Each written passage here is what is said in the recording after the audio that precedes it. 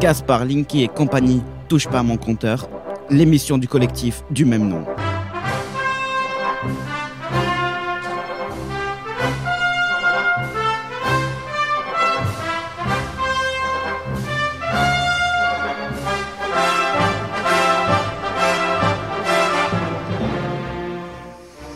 L'émission touche pas à mon compteur avec Maude Bigan. Bonjour Maude. Oui, bonjour Florian. Alors aujourd'hui tu vas parler de la nouvelle réforme emploi-chômage. Alors on pourrait appeler l'émission emploi-chômage, les vices cachés. Exactement, tout à fait. Pas mal, c'est pas mal, c'est bien. Ensuite tu vas donc comparer la nouvelle réforme de l'assurance chômage, donc réduction des allocations pour pousser les personnes à trouver du travail. Tout à fait, mais on va voir l'hypocrisie absolue que ça représente, surtout dans un contexte de délocalisation, de robotisation, où on accuse les chômeurs de leurs maux, en fait. Et se servir des allocations versées en moins pour autre chose. Exactement. On va voir comment le gouvernement a décidé d'abandonner le fléchage des cotisations qui avant étaient prises sur les salaires, sous une forme d'assurance, on pourrait dire, vers un système où c'est le gouvernement qui, par décret, chaque année, fixe le montant qui pourra être versé aux chômeurs. Et donc, pourra faire ce qu'il veut de l'enveloppe générale qui, maintenant, en fait, est prise sur la CSG. Ce n'est plus le même système qu'avant. Tu vas parler aussi d'Alstom, si on a le temps, et d'une situation du coup qui n'irait pas en s'améliorant à cause de la robotisation. De la robotisation, exactement, parce qu'on connaît depuis des décennies déjà ce grand mouvement de délocalisation qu'on a déjà évoqué dans le passé, mais qui effectivement continue avec la complicité quand même de nos dirigeants. On l'a vu avec Alstom, on y reviendra rapidement. On a vu que c'était un système qui en fait affectait tous les secteurs.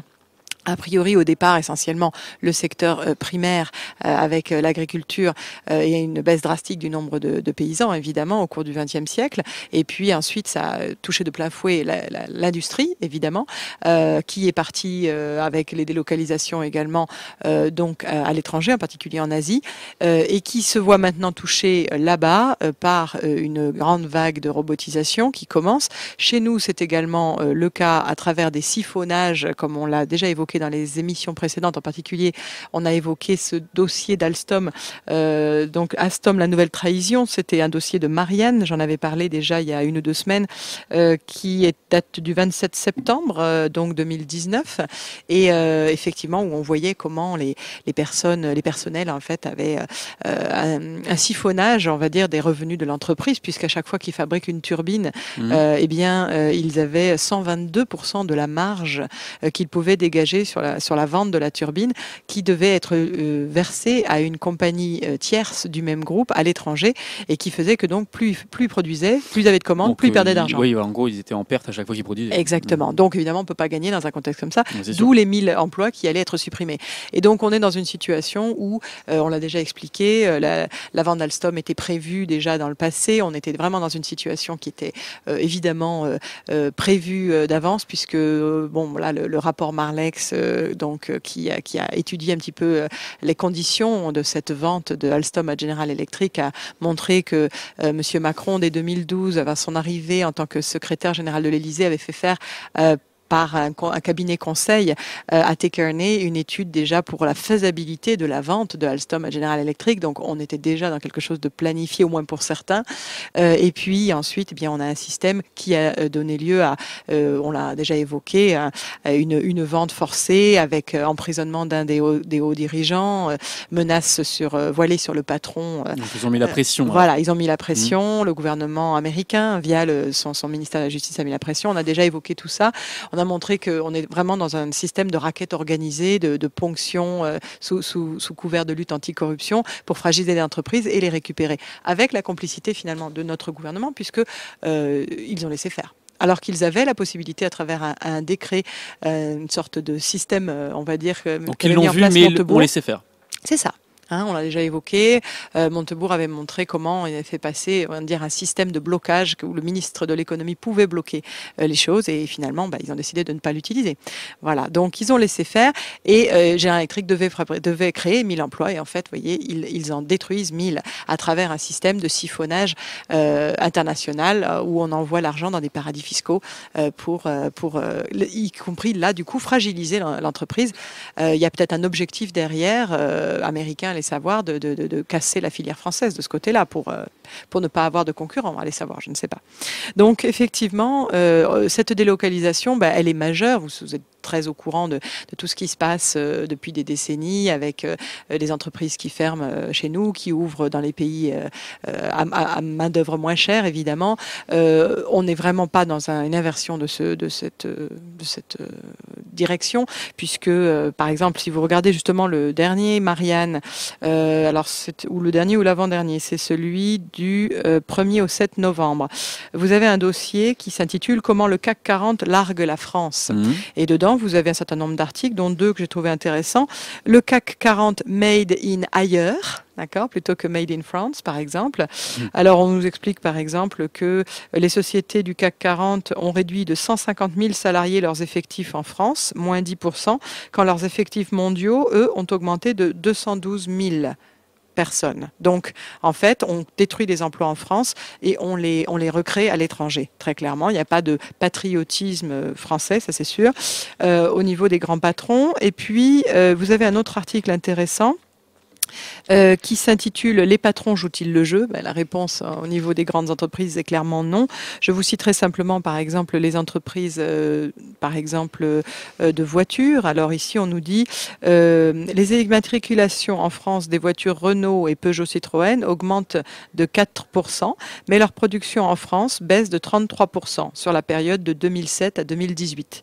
Les consommateurs croient acheter français, mais les constructeurs produisent à l'étranger. Voilà, donc ça vous donne une petite idée et tout est comme ça en fait. Donc il y a une hypocrisie assez hallucinante qui est d'encourager à la mondialisation, à la recherche du profit le plus important, à la diminution des charges salariales. On laisse partir les entreprises, on cautionne des siphonnages à travers des règles, si vous voulez, de récupération, d'optimisation fiscale comme celle d'Alstom que j'ai évoquée tout à l'heure. Et tout cela, évidemment, génère des pertes d'emplois, des destructions d'emplois, des pertes de savoir-faire, des pertes de brevets, des pertes de plein de choses qui partent à l'étranger aussi et qui sont éventuellement récupérées par des concurrents, qu'ils soient américains ou autres. Donc, effectivement, là, on a une certaine complicité et on sait qu'on détruit les emplois. Et pourtant, eh bien, on accuse les chômeurs de leurs maux. On veut quelque part les contrôler, on veut diminuer leurs allocations pour sous-entendre peut-être, je ne sais pas, que ce sont des feignants qui ne se remettent pas au boulot alors qu'ils pourraient. Alors, il y a peut-être à la marge des personnes qui sont dans ce cas-là, mais à mon avis, il y en a très, très, très, très peu. En essayant d'améliorer les chiffres, peut-être qu'ils essaient une nouvelle réforme. Alors, il y a plein de choses, en fait. Il y a plein de choses. Il y a déjà le mode de calcul du nombre de chômeurs. Alors pour ça, je vous conseille effectivement d'écouter une émission, une interview si vous voulez sur RT, qui est donc une chaîne russe, mais qui souvent donne des éléments pertinents. RT. Oui, RT. Comme Radio Transparence. Russia Today. Ouais, c'est pas Radio Transparence, mais écoutez Radio Transparence aussi. Vous apprendrez plein de choses.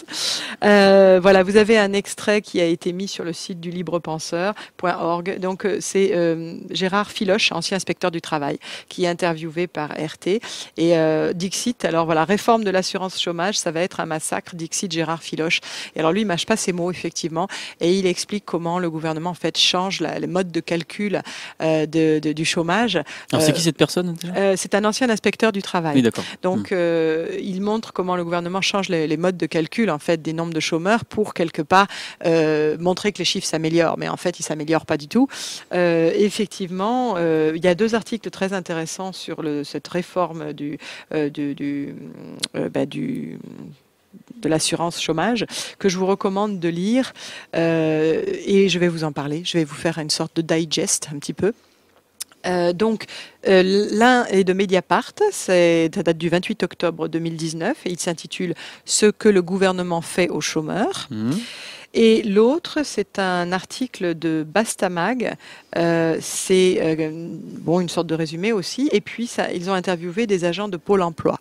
Donc, c'est « Je n'ai jamais vu ça, un durcissement aussi violent. Des agents de Pôle emploi horrifiés par la réforme ». Ça date du 31 octobre 2019. Voilà. Alors, si on résume un petit peu les points saillants de cette réforme, on est bien d'accord que Madame Pénicaud, la ministre du Travail, nous annonce qu'on a des chiffres en amélioration. On voit par ailleurs que c'est faux. Des chiffres en amélioration qui seraient donc le reflet d'un marché du travail dynamique, avec 700 000 offres d'emploi non pourvues à Pôle emploi.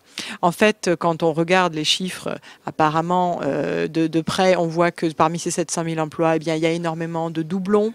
Donc, il n'y a pas 700 000 emplois. Il y a aussi beaucoup d'emplois de type mi-temps, qui sont donc des petits emplois, des petits jobs, qui sont pas du tout aussi rémunérateurs que ce qu'on pourrait avoir. Donc en fait, on a un peu une poudre aux yeux là dans ces éléments-là. D'autre part, sur les 6 millions de personnes qui sont inscrites à Pôle emploi, déjà il n'y en a que 2700 qui touchent une assurance chômage. Donc les autres n'ont pas de droit ou plus de droit. D'accord. Donc vous avez aussi beaucoup de gens qui sont finalement au chômage, qui cherchent, mais qui ne sont déjà plus rémunérés. Il en reste 2 700 000, pardon. 2 700 000 sur les 6 millions de personnes qui sont inscrites à Pôle emploi, qui touchent une allocation chômage. Eh bien, quand Madame Pénicaud nous dit que ça va être un petit peu plus dur pour eux, à partir de notamment le 1er avril 2020, puisque la réforme est en 2 temps. Là, dès le 1er novembre, il va déjà être beaucoup plus difficile pour les nouveaux chômeurs de toucher leurs droits. On va expliquer pourquoi. Peut-être qu'on peut conseiller à cette dame de faire ses petits emplois pour qu'elle se rende compte aussi du... Exactement, elle se rendrait compte de ce que ça représente. C'est ça. En tout cas, elle est en train de dire que ce sera juste un peu plus dur. En fait, on se rend compte qu'il y a la moitié des demandeurs d'emploi qui touchent une allocation chômage qui vont être affectés. Pour certains, parmi les plus précaires, donc les 190 000 les plus précaires, eux, c'est carrément 50% de leurs droits en moins.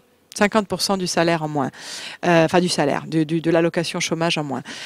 Pour une bonne partie d'entre eux, à peu près 1 million, 100 000 personnes, ils vont perdre autour de un quart de leurs allocations. Entre 22% et un quart de leurs allocations pour 1 100 000 personnes sur les 2 700 000 qui touchent quelque chose. Alors, il y a une sorte d'objectif, on va le voir, qui est vraiment de récupérer des sous. Alors, donc l'objectif selon elle, du coup. Selon elle, selon le gouvernement en général, et l'UNEDIC qui décrit la chose, économiser 3,4 milliards d'euros d'ici à fin 2021. Donc ça veut dire économiser sur le dos des chômeurs, parce que soi-disant si on leur coupe leurs droits, ils vont être plus incités à se remettre au boulot et qu'on aurait pléthore d'emplois en France. 3,4 milliards donc sur leur dos d'ici à fin 2021. Alors sachant que on pourra pas avoir l'air de ne s'attaquer qu'aux plus précaires, aux plus fragiles, à ceux qui touchent le moins. On va s'attaquer aussi à ceux qui touchent plus de 4 500 € bruts par mois. Soi-disant, donc, même les, entre guillemets, les mieux payés parmi les chômeurs, qui seraient donc peut-être des cadres, qui sont issus d'emplois plus prestigieux, etc. Même eux, on va les ponctionner, puisqu'après 6 mois, ils verront leurs allocations amputées de 1/3, après 6 mois de chômage. Sauf que, en fait, on attend de cette réduction 140 000 € d'économie. Non, pardon, 140 millions quand même d'économies. Par contre, on attend plus d'1 milliard d'euros d'économies de réduction des allocations sur les plus précaires. Donc, on sait très clairement où vont se situer finalement les ponctions et qui va en pâtir le plus, évidemment. Alors, selon toi, cet argent-là, à quoi peut-elle servir selon Eh bien, en fait, c'est très clair, et d'ailleurs, Monsieur Filoche en parle aussi. On a un président qui a toujours un discours orienté vers la Startup Nation, le fléchage maintenant de l'argent vers tout ce qui est l'intelligence artificielle, tout ce qui est la robotisation. En fait, là encore plus, finalement, l'accélération du phénomène, comme on aura peut-être le temps de l'évoquer aujourd'hui, sinon on le fera la semaine prochaine. Ce deuxième volet qui va évidemment laminer un grand grand nombre d'emplois en France, d'emplois humains, c'est la robotisation, parce qu'effectivement, il faut quand même être clair. Et d'ailleurs, Pièces et main-d'œuvre, que je vous recommande de lire, ont bien pointé ça du doigt dans une lettre qu'ils ont adressée à Monsieur Cédric Villani, qui est vraiment un fervent défenseur de l'intelligence artificielle. On est dans ce dogme que l'idée que les gens vont, par exemple, perdre leur emploi en tant que, on va dire, personne dans une usine, si vous voulez, ou personne dans un service, par exemple un chauffeur de taxi avec les voitures autonomes qui va perdre son emploi. Eh bien, finalement, on se retrouve évidemment avec l'idée farfelu que ce chauffeur de taxi va peut-être lancer une start-up dans le domaine de l'intelligence artificielle et il va du coup retrouver un emploi dans autre chose. Toutes les pertes d'emploi du coup seront c'est cette idée, mais bien sûr ça n'est pas le cas. Je veux dire, c'est comme à l'époque de Thatcher dans les années 70, quand les mineurs perdaient leur emploi, on disait on va créer des emplois dans la finance dans la City londonienne.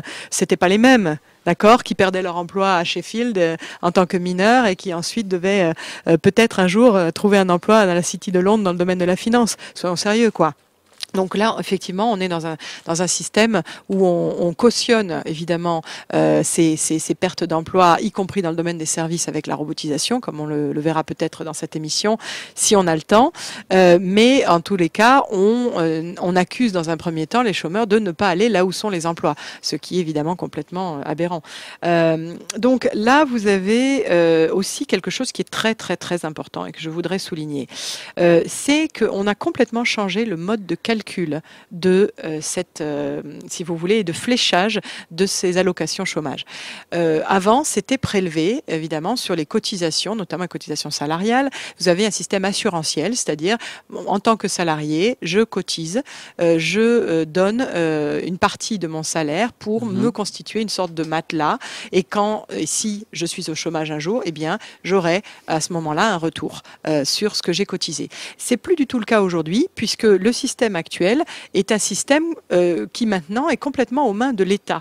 C'est-à-dire que vous aviez un système, si vous voulez, qui était géré entre, je dirais, syndicats et patronat auparavant, et qui maintenant va être complètement différent. C'est-à-dire que c'est par décret que chaque année, le gouvernement pourra fixer le montant de l'enveloppe allouée aux chômeurs.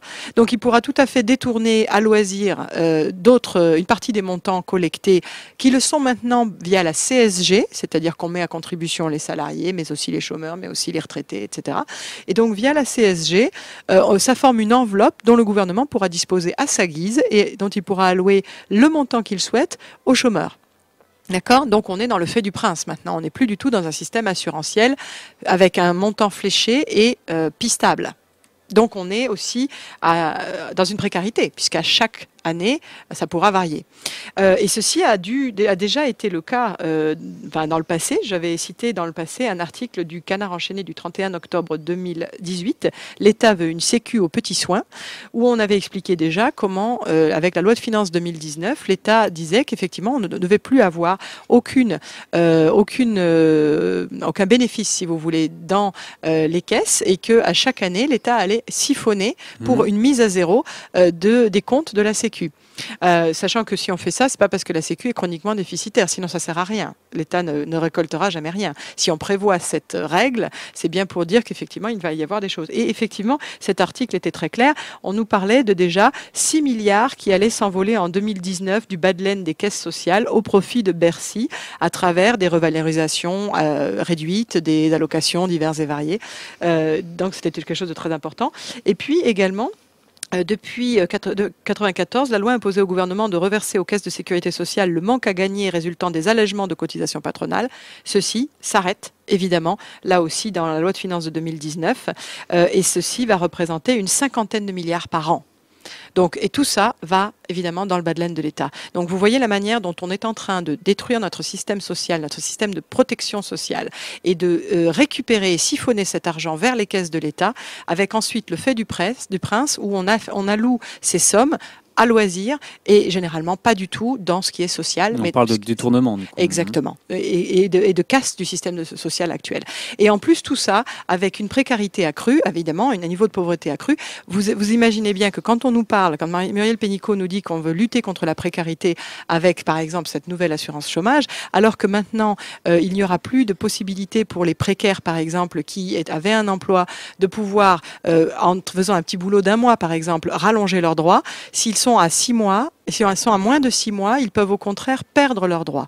Donc vraiment un système de calcul qui va vraiment amputer les droits de beaucoup de gens et qui est en plus dans une hypocrisie absolue parce qu'on accuse les chômeurs de la situation alors qu'on l'orchestre avec des délocalisations et une robotisation et également que l'on a donc des personnes qui vont en plus ne plus pas être incitées à retravailler à moins d'avoir terminé leurs droits parce qu'ils risquent de les perdre. C'est un système absolument pervers. Merci beaucoup, Maud. À bientôt.